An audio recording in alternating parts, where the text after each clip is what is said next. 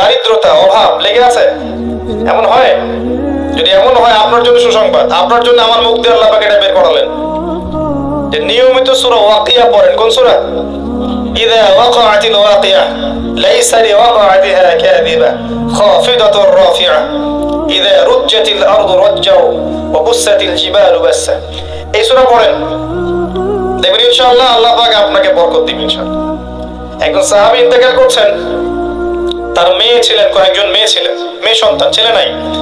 তো অন্য সাহাবীরা বলছেন যে মওতের সময় আপনি আপনার পরবর্তী প্রজন্মের জন্য কি রেখে যাচ্ছেন, কি সম্পত্তি রেখে যাচ্ছেন? তখন এই সাহাবী বলছেন, যিনি মৃত্যু সজ্জায়, তিনি বলছেন তোমরা চিন্তা করো না, আমি আমার মেয়েদেরকে সূরা ওয়াকিয়া শিখিয়ে দিয়েছি, ইনশাআল্লাহ তারা দরিদ্র হবে না কখনো, ইনশাআল্লাহ তারা কখনো দরিদ্র হবে না। এই ছিল তাদের তাওয়াক্কুল। এর সাথে আমি আরেকটা সূরার কথা বলবো, সূরা বাকারা। যে সূরা বাকারা নিয়মিত পড়বে তার রিজিকে হায়াতে বরকত হবে ইনশাআল্লাহ। আল্লাহ পাক আমাদের সবাইকে কোরআনওয়ালা বানিয়ে দিক, সুন্নাহওয়ালা বানিয়ে দিক, আল্লাহুম্মা আমিন। ঘুমান নবী সাল্লাল্লাহু আলাইহি ওয়াসাল্লামের সুন্নাহ মতো, ঘুম থেকে ওঠেন তার সুন্নাহ মতো, এরপর নামাজে যাবেন তার সুন্নাহ মতো নামাজ পড়েন, 3G 4G 5G নামাজ বাদ দেন। এরপরে আসেন হালাল রিজিকের ব্যাপারে সচেষ্ট হওয়া। আমাদের বেসিক কাজ হালাল রিজিকের ব্যাপারে সচেষ্ট হওয়া। জীবন চলে যাক, আপনি সুদে যায়েন না, ঘুষে যায়েন না, দুর্নীতি করেন না, মানুষের সম্পদ আত্মসাৎ করে খায় না।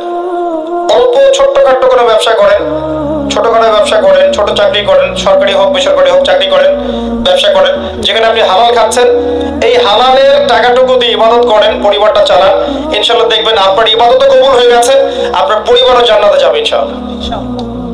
যখনই এখানে হারাম ঢোকাবেন, আপনার এই ইবাদতগুলো আল্লাহর দরবার পর্যন্ত পৌঁছাবে না। স্পষ্ট হাদিস আছে, ইন্নাল্লাহা তাইয়্যিব লা ইয়াকবালু ইল্লা তাইয়্যিব, আল্লাহ পাক পবিত্র, তিনি পবিত্র ছাড়া কিচ্ছু গ্রহণ করেন না।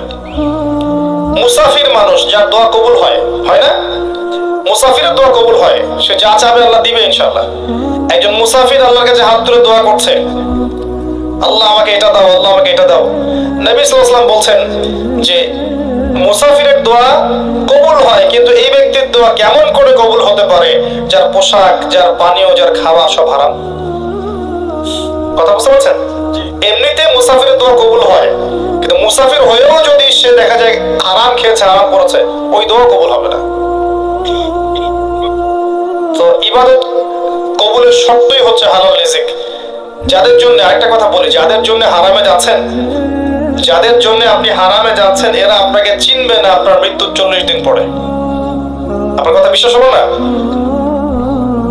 সত্যি বলছি যে আল্লাহ পাক ছাড়া মানুষের আপন বলে আসলে কেউ নাই। হারে হারে টের পাবেন, জীবন যত আগাবে তত টের পাবেন যে আল্লাহ পাক ছাড়া সত্যিকার অর্থে আমাদের আপন বলে কেউ নেই। আল্লাহ পাক ছাড়া সত্যিকার অর্থে কেউ আমাদেরকে ভালোবাসে না।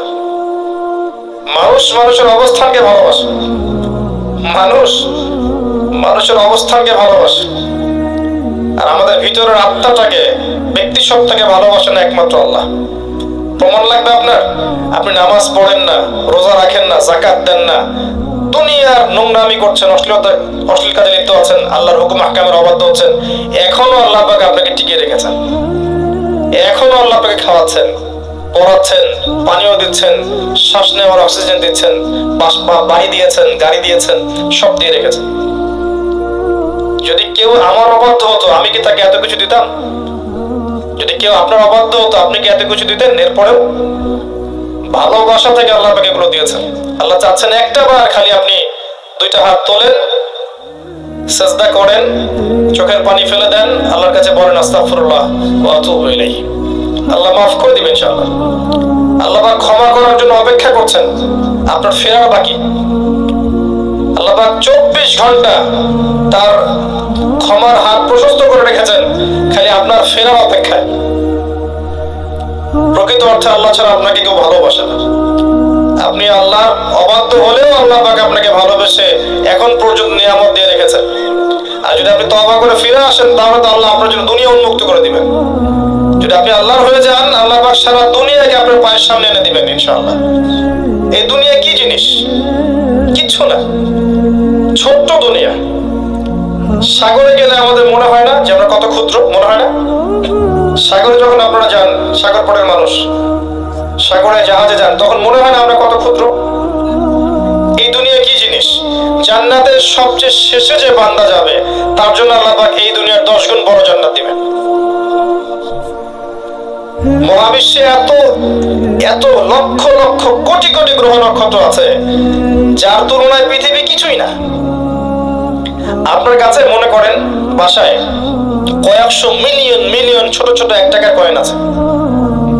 1 টাকার কয়েন মনে আছে? 1 টাকার কয়েন আপনার পুরো উঠান ভর্তি 1 টাকার কয়েন, লক্ষ লক্ষ কোটি কোটি কোটি কোটি পুরো জায়গা ভর্তি।